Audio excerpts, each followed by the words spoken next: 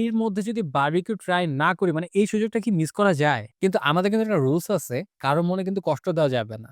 তাই বাংলা আর barbecue dinner দুটোই হবে আজকে একই টেবিলে। আর লাইভ কিচেনে যেহেতু বারবিকিউ আর ক্র্যাব ফ্রাই নিজের চোখে দেখে এসেছিলাম, তাই আগে এগুলো অর্ডার করে দিলাম।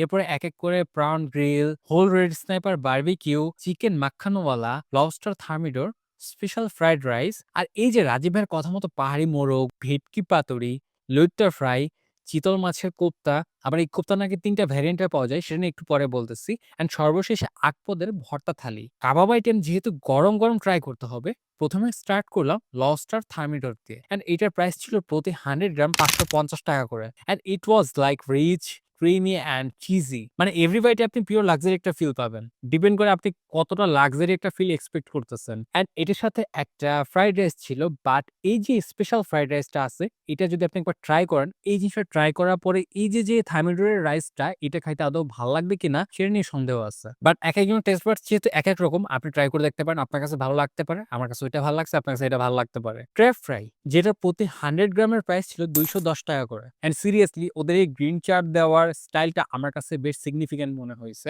মানে বেশ লুক্রেটিভ লাগতেছিল। স্পাইসি, ক্রিমি, ফুল অন দেশি vibes. This crab fry is seriously addictive. But must have before the thermometer. Chicken makhanwala. ঢাকায় খেতে লিটারালি আমি বোরড। অ্যান্ড খাওয়ার